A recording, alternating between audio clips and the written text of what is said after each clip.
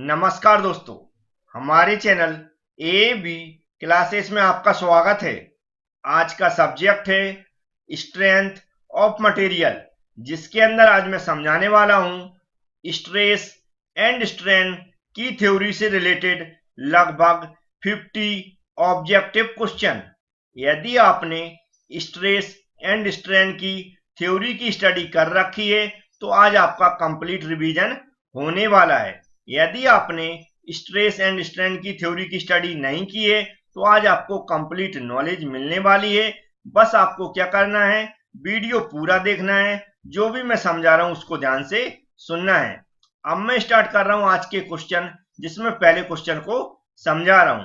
जैसा कि आप देख सकते हैं, पहले क्वेश्चन में हमने स्ट्रेस की डेफिनेशन लिखी हुई है, जिसमें समझाया गया है कि यदि एक बॉडी पर कोई एक्सटर्नल फोर्स एक्ट करता है तो क्या होता है, उसके अंदर कुछ डिफॉर्मेशन होती है और उस डिफॉर्मेशन का विरोध करने के लिए उस बॉडी के अंदर कुछ इंटरनल फोर्स सेटअप हो जाते हैं। वह internal force per unit area क्या कहलाते हैं, ये क्वेश्चन में पूछा गया है। तो ये किसकी डेफिनेशन है?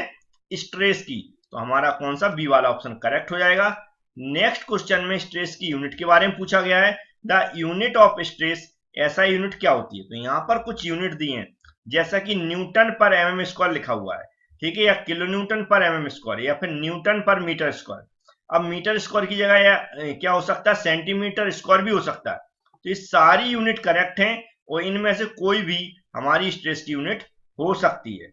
अब नेक्स्ट क्वेश्चन की बात करते हैं। तो इसमें वैसे मैं इस पर टिक कर देता हूं, डी वाला ऑप्शन इसका करेक्ट हो जाएगा। नेक्स्ट क्वेश्चन में लिखा द डिफॉर्मेशन पर यूनिट लेंथ। डिफॉर्मेशन पर यूनिट लेंथ क्या कहलाता है? स्ट्रेन। या इसको दूसरी तरह और भी डिफाइन किया जाता है, कैसे? Change in length upon original length, जिसे बोलते हैं हिंदी में लंबाई में परिवर्तन अपॉन वास्तविक लंबाई, क्या कहलाता है? स्ट्रेन। अब नेक्स्ट क्वेश्चन की बात करते हैं। नेक्स्ट क्वेश्चन स्ट्रेस की, जो स्ट्रेन की यूनिट के बारे में। तो जैसा कि हम जानते हैं स्ट्रेन की कोई भी यूनिट नहीं होती है, तो डी वाला ऑप्शन करेक्ट हो जाएगा। नेक्स्ट क्वेश्चन है स्ट्रेन के फॉर्मूले के ऊपर। तो स्ट्रेन का फॉर्मूला होता है डेल एल अपॉन एल, लंबाई में परिवर्तन अपॉन ओरिजिनल लेंथ। तो बी वाला ऑप्शन इसका करेक्ट हो जाएगा। नेक्स्ट क्वेश्चन में लिखा हुआ है when a body is subjected to equal and opposite force, मतलब किसी बॉडी को दो इक्वल एंड अपोजिट फोर्स खींच रहे हैं, पुल मतलब खींचना, as a result of which body tends to extend length, length हमारी क्या होगी, थोड़ी बढ़ जाएगी। तो इसमें पूछा था स्ट्रेस एंड स्ट्रेन इंड्यूस, तो कौन सा स्ट्रेस और इंड्यूस होगा? तो हम जानते हैं खींचते हैं किसी चीज को, कौन सा होता है? टेंसाइल स्ट्रेस और टेंसाइल स्ट्रेन। तो हमारा सी वाला ऑप्शन करेक्ट हो जाएगा। नेक्स्ट क्वेश्चन लिखा when a body is subjected to equal and opposite force acting tangentially across the resisting section, as a result of which the body tends to shear off across the section. Stress and strain, मतलब एक जी हमारा बोला shear stress और strain, D वाला option है, जिसमें समझाने की कोशिश की कि अगर कोई बॉडी उस पर दो फोर्स लग रहा है अपोजिट डायरेक्शन में, लेकिन उनकी लाइन ऑफ एक्शन अलग अलग है, तो वहां पर कौन सा स्ट्रेस होता है? शियर स्ट्रेस या शियर स्ट्रेन। तो 7 वाले क्वेश्चन नंबर का आंसर मिल गया होगा। अब नेक्स्ट क्वेश्चन की बात करते हैं। नेक्स्ट क्वेश्चन में लिखा हुआ है, जो यहाँ पर ऑप्शन दिए उसमें से जो हमारा प्रॉपर सीक्वेंस है वो कौन सा है? जो आपने स्ट्रेस स्ट्रेन कर्व पढ़ा होगा उसके अकॉर्डिंग यहाँ पर हमें बताना है सीक्वेंस। तो हम इसका डायरेक्ट आंसर बता रहे हैं। जैसा कि हम जानते हैं स्ट्रेस स्ट्रेन कर्व में क्या होता है, ये वाला ऑप्शन इसका करेक्ट है। सबसे पहले प्रोपोर्शनल लिमिट होता है, फिर इलास्टिक लिमिट होती है, फिर यील्डिंग पॉइंट होता है, फिर फेलर होता है। ऐसे आपको A B C D 4 point strain stress strain curve में आपको दिखा होगा। पहला कौन होता? प्रोपोर्शनल लिमिट, इलास्टिक लिमिट, फिर यील्डिंग पॉइंट, फिर होता फेलर। नेक्स्ट क्वेश्चन लगा Hooke's law holds good up to. तो हुक्स लॉ कब तक अप्लाई होता है? इलास्टिक लिमिट तक। कहां तक? इलास्टिक लिमिट तक। तो बी वाला ऑप्शन इसका करेक्ट हो जाएगा। नेक्स्ट क्वेश्चन लिखा whenever a material is loaded with an elastic limit, stress is direct proportional होती है स्ट्रेन के, तो डायरेक्ट प्रोपोर्शनल टू, जब बी वाला ऑप्शन हमारा करेक्ट हो जाएगा। नेक्स्ट क्वेश्चन लिखा था ratio of linear stress to the linear strain, stress upon strain equal to क्या होता है? मॉडुलस ऑफ इलास्टिसिटी या फिर यंग मॉडुलस। तो बी वाला ऑप्शन इसका भी करेक्ट हो जाएगा। इस तरह आपको चारों क्वेश्चन के आंसर मिल गए होंगे। हम नेक्स्ट क्वेश्चन की बात करते हैं। नेक्स्ट क्वेश्चन में लिखा हुआ the unit of modulus of elasticity is same as those, मतलब पूछ रहा है जो मॉडुलस ऑफ इलास्टिसिटी की यूनिट होती है उसके समान चारों में से ऐसे कौन से ऑप्शन इसका एक समान यूनिट होती है? तो हम जानते हैं डी वाले ऑप्शन में देखें स्ट्रेस की यूनिट, होती है न्यूटन पर मीटर स्क्वायर, प्रेशर की भी यूनिट होती है और मॉडुलस ऑफ रिजिडिटी की भी होती है। तो डी वाला ऑप्शन हमारा करेक्ट हो जाएगा, जिसकी यूनिट क्या होगी, मॉडुलस ऑफ इलास्टिसिटी के समान, क्योंकि यहाँ स्ट्रेन की कोई यूनिट नहीं होती, ये समान हो नहीं सकता है, फोर्स की यूनिट के समान हो नहीं सकता है, स्ट्रेन की यहाँ पर भी यूनिट नहीं होती है।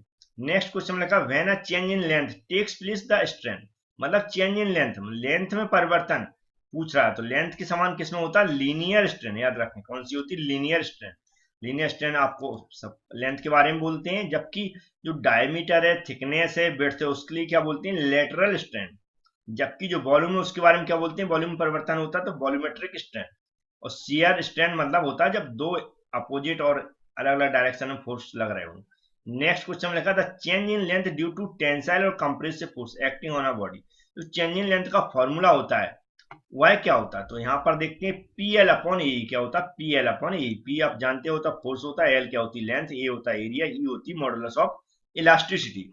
नेक्स्ट क्वेश्चन में लिखा था modulus of elasticity of mild steel is approximately, मतलब जो मॉडुलस ऑफ इलास्टिसिटी है वो माइल्ड स्टील के लिए उसकी वैल्यू कितनी रहती है, लगभग तो रहती है 210 किलो न्यूटन पर mm स्क्वायर। तो डी वाला ऑप्शन इसका करेक्ट हो जाएगा। इन सभी क्वेश्चन के आंसर आपको मिल गए होंगे। अब नेक्स्ट क्वेश्चन की बात करते हैं। नेक्स्ट क्वेश्चन में लिखा हुआ है यंग मॉडुलस में बी डिफाइन, यंग मॉडुलस या मॉडुलस ऑफ इलास्टिसिटी एक ही होती है, इसको डिफाइन किया जाता है linear stress upon linear strain. C वाला ऑप्शन इसका करेक्ट हो जाएगा। नेक्स्ट क्वेश्चन में लिखा मॉडुलस ऑफ रिजिडिटी, ठीक है, क्या मॉडुलस ऑफ रिजिडिटी में बी डिफाइन, तो मॉडुलस ऑफ रिजिडिटी को डिफाइन किया जाता है shear stress upon shear strain. क्या होता है, shear stress upon shear strain. Next question में लिखा two bars of different materials, दो बार है मतलब छड़े हैं जो कि डिफरेंट मटेरियल से बनी हुई हैं, same size and subjected to the tensile force, same size की हैं, कौन सा फोर्स लग रहा है, tensile force. If the bars have unit elongation, उसमें कुछ इलोंगेशन हो रहा है, इन द रेशो किसमें 2:5 में, then the ratio of modulus of elasticity of the two material, तो इसका अपोजिट हो जाता है, तो कितना हो जाएगा 5:2, क्या हो जाएगा 5:2, मतलब बी वाला ऑप्शन करेक्ट हो जाएगा। अब नेक्स्ट क्वेश्चन की बात करते हैं। नेक्स्ट क्वेश्चन में लिखा हुआ है when a bar of length L, मतलब एक बार है, छड़ है जिसका लेंथ कितनी एल है, डायमीटर डी है, क्या कह रहा है rigidly fix upper and fix कर दिया गया, उसको टांग दिया गया, और बोला जो खुद के वेट के कारण जो उसमें इलोंगेशन हो रहा है वह कितना होगा, तो वह होता है W L square upon 2e, क्या होता है W L square upon 2e। ये हमारा बी वाला ऑप्शन करेक्ट हो जाएगा। अब नेक्स्ट क्वेश्चन की बात करते हैं। आगे बोला the deformation of bar under its own weight is the deformation the same body क्या is subjected to direct load equal to the weight of the, अगर दो बॉडी एक पे खुद का वेट है और जितना वेट उस पर लग रहा है उतना ही दूसरी बॉडी वेट लगा दिया जाता है, तो वह किसके बराबर होगा, उसकी हाफ के बराबर हो, कितना हाफ, मतलब बी वाला ऑप्शन करेक्ट हो जाएगा। नेक्स्ट क्वेश्चन पूछ रहा है the elongation of a conical bar under its own weight, conical bar है उसका खुद का वेट है, और यहाँ पर ब्लैंक भरना में that of the prismatic bar of same length का प्रिस्मेटिक बार है, उसकी लेंथ कितनी होगी 1/3, कितना होगा 1/3। सी वाला ऑप्शन हमारा करेक्ट हो जाएगा। इन सभी क्वेश्चन के आंसर आपको मिल गए होंगे। अब नेक्स्ट क्वेश्चन की बात करते हैं।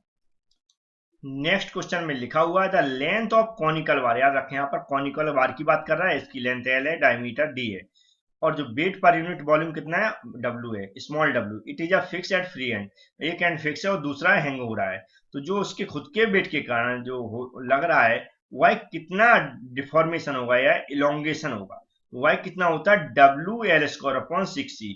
सी वाला ऑप्शन इसका करेक्ट हो जाएगा। नेक्स्ट क्वेश्चन में लिखा स्ट्रेन रोस्टर आर यूज, जो रोस्टर्स है वह इसका यूज स्ट्रेन की कौन सी मेजर करने के लिए किया जाता है, तो ये लीनियर स्ट्रेन को मेजर करने के लिए किया जाता है, इसको लीनियर स्ट्रेन को मेजर करने के लिए हम रोस्टर्स का यूज करते हैं। आगे क्वेश्चन में दिया हुआ है the extension of a circular bar tapered, कौन सा है टेपर्ड है, uniformly from diameter D1 and diameter D2 at the end, किसी के टेपर सेक्शन की बात कर रहा है, उसका लोड P लग रहा है, तो उसका फॉर्मूला पूछ रहा है क्या होगा, तो इसका फॉर्मूला होगा सी वाला ऑप्शन करेक्ट हो जाएगा। इसमें मैं टिक कर देता हूं, आपको दिख रहा होगा सी वाला ऑप्शन करेक्ट हो गया। नेक्स्ट क्वेश्चन में लिखा हुआ है the ultimate tensile stress for mild steel, mild steel के लिए अल्टीमेट टेंसाइल स्ट्रेस और आगे दे रहा अल्टीमेट कंप्रेसिव स्ट्रेस, तो कौन सा अधिक होता है या लेस होता है, इक्वल होता है, तो ultimate tensile stress for mild steel is more than the ultimate compressive stress, मतलब सी वाला ऑप्शन हमारा करेक्ट हो जाएगा, मतलब ultimate tensile stress of mild steel का अधिक होता है अल्टीमेट कंप्रेसिव स्ट्रेस से। अब नेक्स्ट क्वेश्चन की बात करते हैं।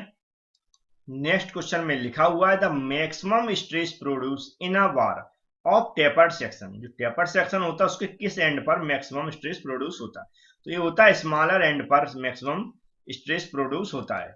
नेक्स्ट क्वेश्चन में लिखा है modular ratio of the two material is the ratio. जो मॉड्यूलर रेशो होते हैं ऑफ द टू मटेरियल वह किस रेशो के बराबर होते हैं, तो वो होते हैं देयर मॉड्यूलस ऑफ इलास्टिसिटी, उसकी इलास्टिसिटी के रेशो के बराबर।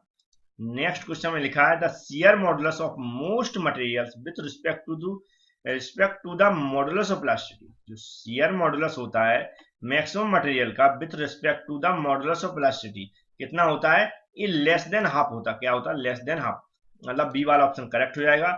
नेक्स्ट क्वेश्चन में लिखा रॉड इज इनक्लोज सेंट्रली। एक रॉड है उसको इनक्लोज किया गया, the tube and assembly is tight, एक असेंबली बनाई गई उसको मतलब फिक्स किया गया और एक बासर लगाया गया। तो क्वेश्चन में पूछा जा रहा है जो बासर लगाया गया if the assembly is subjected to compress load, मतलब जो बासर लगाने के बाद उसको टाइट किया गया तो उसमें कौन सा लोड लग रहा है, कंप्रेसिव। जब कंप्रेसिव लोड लगेगा तो उसमें पूछ रहा है किसके अंडर में होगा वो, तो वह होगा बोथ रॉड एंड ट्यूब दोनों अंडर कंप्रेशन होंगे। कैसे होंगे, कंप्रेशन अंडर होंगे क्योंकि उसको दबाया जा रहा है। तो बी वाला ऑप्शन करेक्ट हो जाएगा इसका। चारों क्वेश्चन के आंसर आपको मिल गए होंगे। हम नेक्स्ट क्वेश्चन की बात करते हैं। नेक्स्ट क्वेश्चन में लिखा हुआ है bolt is made to pass through a tube and both of the tightly fitted with the help of washer and nuts. Washer and nut की द्वारा क्या किया जा रहा है, जो भी हमारा ट्यूब है ट्यूब को टाइट किया जा रहा है, मतलब कसा जा रहा है उसको। तो आगे बोला जा रहा है if the nut is tight, और नट को टाइट किया जा रहा है तो उसमें कौन से स्ट्रेस डेवलप होंगे। इस टाइम दोनों स्ट्रेस डेवलप होते हैं, bolt is under tension and tube is under compression. क्या होता है, बोल्ट होगा अंडर टेंशन और ट्यूब होगा अंडर कंप्रेशन। तो हमारा डी वाला ऑप्शन करेक्ट हो जाएगा। नेक्स्ट क्वेश्चन लिखा when a bar is subjected to change of temperature. Temperature की बात कर रहा है, याद रखें वहां पर थर्मल स्ट्रेस की बात होती है। And it deformation is prevented stress induce. तो हमारा जो बार है उसमें टेम्परेचर परिवर्तन हो रहा है, कौन सा स्ट्रेस बोलते हैं उसको, थर्मल स्ट्रेस, मतलब डी वाला ऑप्शन करेक्ट हो जाएगा। नेक्स्ट क्वेश्चन में लिखा है steel bar of 5 mm is heated from, मतलब एक स्टील बार है इसको गर्म किया जा रहा है 15 डिग्री सेल्सियस से 40 डिग्री सेल्सियस के बीच। And it is free expand, उस पर कोई भी एक्सटर्नल फोर्स नहीं लग रहा है। कोई भी एक्सटर्नल फोर्स नहीं लगता तो उसमें कौन सा स्ट्रेस हो जाता है, कोई भी स्ट्रेस नहीं होता, मतलब नो स्ट्रेस। ए वाला ऑप्शन करेक्ट हो जाएगा। नेक्स्ट क्वेश्चन में लिखा when a bar is cooled to -5 degree Celsius it will develop. जब किसी भी हम किसी बार को या क्षण को किसी गर्म करते फिर उसको ठंडा करने की छोड़ देते तो उसमें स्ट्रेस डेवलप होते हैं टेंसाइल स्ट्रेस। कौन से, टेंसाइल स्ट्रेस, मतलब सी वाला ऑप्शन करेक्ट हो जाएगा। तो इस तरह आपको चारों क्वेश्चन के आंसर मिल गए होंगे। हम नेक्स्ट क्वेश्चन की बात करते हैं। नेक्स्ट क्वेश्चन में लिखा हुआ अ bar of copper and steel, मतलब एक हमारा क्षण है जो कॉपर एंड स्टील दोनों कंपोजिट मटेरियल से बना हुआ है। आगे बोला विच इज हीटेड, और जिसको गर्म किया जा रहा है, कितनी टेम्परेचर था, 40 डिग्री सेल्सियस था। क्वेश्चन में पूछा जा रहा था stress induce in the copper bar will be, तो कॉपर बार के अंदर कौन से स्ट्रेस डेवलप होंगे, इसके अंदर होंगे कंप्रेसिव स्ट्रेस। हमारा बी वाला ऑप्शन करेक्ट हो जाएगा। नेक्स्ट क्वेश्चन रहेगा thermal stress is a bar is proportional to the change in temperature. तो ये कैसा प्रोपोर्शनल होता है, डायरेक्टली या फिर इनडायरेक्टली, तो ये डायरेक्टली प्रोपोर्शनल होता है, तो ये वाला ऑप्शन हमारा करेक्ट हो जाएगा। नेक्स्ट क्वेश्चन में लिखा है थर्मल स्ट्रेस ब्लैंक दिया upon the cross sectional area of the बार। तो जो हमारा थर्मल स्ट्रेस है वह क्रॉस सेक्शनल एरिया पर डिपेंड नहीं होता है, तो हमारा कौन सा हो जाएगा, डज नॉट डिपेंड, मतलब बी वाला ऑप्शन करेक्ट हो जाएगा। नेक्स्ट क्वेश्चन में लिखा है थर्मल और temperature stress is a function. जो हमारा थर्मल है टेम्परेचर स्ट्रेस है उसका फंक्शन बताना है।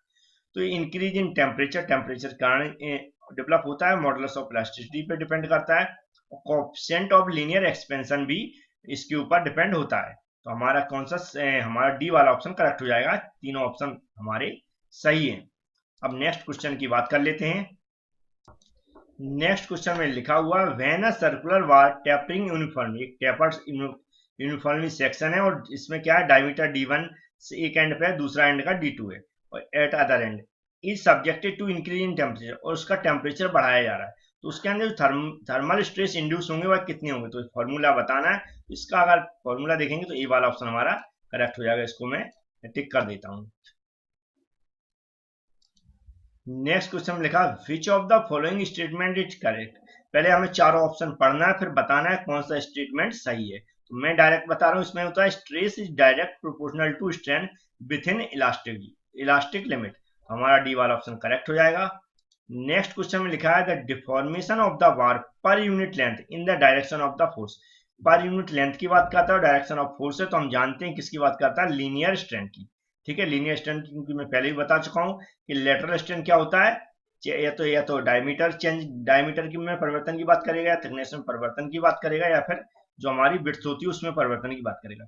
और वॉल्यूमेट्रिक स्ट्रेंथ में वॉल्यूम के परिवर्तन की बात की जाती है। और शियर स्ट्रेंथ में बता चुका हूं कि जब दो फोर्स मतलब लाइन ऑफ एक्शन अलग हों और एक ही बॉडी पर लग रहे हों, ठीक है, तो उसमें जो शियरिंग होता है उसके कारण उसके अंदर जो स्ट्रेंथ डेवलप होगा वह स्ट्रेंथ शियर स्ट्रेंथ कहलाती है। नेक्स्ट क्वेश्चन लिखा था ratio of lateral strength to linear strength, मतलब लेटरल स्ट्रेंथ और लीनियर स्ट्रेंथ का जो रेशो होता है वह कहलाता है पॉइजन रेशो। ये भी आपने अच्छे से पढ़ा होगा, इसका डी वाला ऑप्शन करेक्ट हो जाएगा। अब नेक्स्ट क्वेश्चन की बात करते हैं। नेक्स्ट क्वेश्चन में जो पॉइजन रेशो की वैल्यू के बारे में दिया गया है कि स्टील की पॉइजन रेशो की वैल्यू कितनी वेरी करती है, तो ये वेरी करती है 0.23 से 0.27 तक, इसके लिए स्टील के लिए ये वाला ऑप्शन करेक्ट हो जाएगा। नेक्स्ट क्वेश्चन में लिखा था Poisson ratio for cast iron, cast iron के लिए पॉइजन रेशो की वैल्यू कितनी वेरी करती है, तो ये करती है 0.25 से 0.33 तक, बी वाला ऑप्शन इसका करेक्ट हो जाएगा। नेक्स्ट क्वेश्चन में लिखा है when a bar of length, एक हमारे पास छड़ है कोई जिसकी लेंथ एल है, विड्थ बी है और थिकनेस टी है, उस पर एक लोड लग रहा है जो उसको खींच रहा है मतलब पुल कर रहा है, तो उसमें क्या परिवर्तन होंगे, इसके अंदर हम जानते हैं परिवर्तन होंगे, जब पुल कर रहा है तो लेंथ तो उसकी इंक्रीज होगी लेकिन विड्थ और थिकनेस डिक्रीज होगी, हमारा सी वाला ऑप्शन करेक्ट हो जाएगा। नेक्स्ट क्वेश्चन में लिखा हुआ था ratio of change in volume to the original volume, change in volume मतलब वॉल्यूम परिवर्तन अपन ओरिजिनल वॉल्यूम होता है वॉल्यूमेट्रिक स्ट्रेंथ, जो सी वाला ऑप्शन हमारा करेक्ट हो जाएगा। अब नेक्स्ट क्वेश्चन की बात करते हैं। नेक्स्ट क्वेश्चन में लिखा हुआ है when a bar of length L width B thickness T is subjected to push, मतलब जब किसी बॉडी को दबाया जा रहा है तो उसमें क्या परिवर्तन होते हैं, तो उसमें होती लेंथ तो डिक्रीज हो जाएगी मतलब लेंथ कम होगी लेकिन विड्थ और थिकनेस इंक्रीज होगी जब किसी बॉडी को हम दबाते हैं, ये डी वाला ऑप्शन हमारा करेक्ट हो जाएगा। नेक्स्ट क्वेश्चन में लिखा था volumetric strain is the ratio, जो वॉल्यूमेट्रिक स्ट्रेन उसका फॉर्मूला क्या होता है, तो होता है change in volume upon original volume, मतलब डी वाला ऑप्शन हमारा करेक्ट हो जाएगा। नेक्स्ट क्वेश्चन में लिखा हुआ when a body subjected to 3 mutually perpendicular stress, अगर किसी बॉडी पर 3 परपेंडिकुलर एक दूसरे के फोर्स लग रहे हैं, क्या कह रहा है, और equal intensity, the ratio of direct stress, कितना डायरेक्ट, याद रखें direct stress to the corresponding volumetric strain, direct stress upon volumetric strain equal to होता है वर्क मॉडुलस, तो मतलब सी वाला ऑप्शन हमारा करेक्ट हो जाएगा। इन तीनों क्वेश्चन के आंसर आपको मिल गए होंगे। अब नेक्स्ट क्वेश्चन की बात करते हैं। इन नेक्स्ट और लास्ट 4 क्वेश्चन है, इनको मैं बता देता हूं, जैसा लिखा हुआ है इस तरह का क्वेश्चन मैं ऊपर भी बता चुका हूं। Within elastic limit shear stress direct proportional to strength के होता है, तो हमारा कौन सा, सी वाला ऑप्शन करेक्ट हो जाएगा। नेक्स्ट क्वेश्चन में लिखा shear modulus is the ratio, shear modulus ratio होता किसका, शियर स्ट्रेस और शियर स्ट्रेंथ का, किसका, शियर स्ट्रेस और शियर स्ट्रेंथ का, डी वाला ऑप्शन करेक्ट हो जाएगा।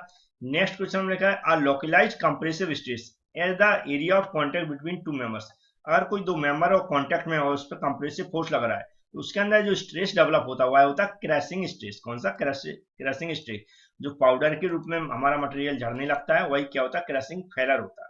ठीक है, तो क्रैशिंग मतलब दो बॉडी कांटेक्ट में है और उनको दबाया जा रहा है तो उनके बीच में जो भी स्ट्रेस डेवलप होगा वह कौन सा होगा, क्रैशिंग स्ट्रेस।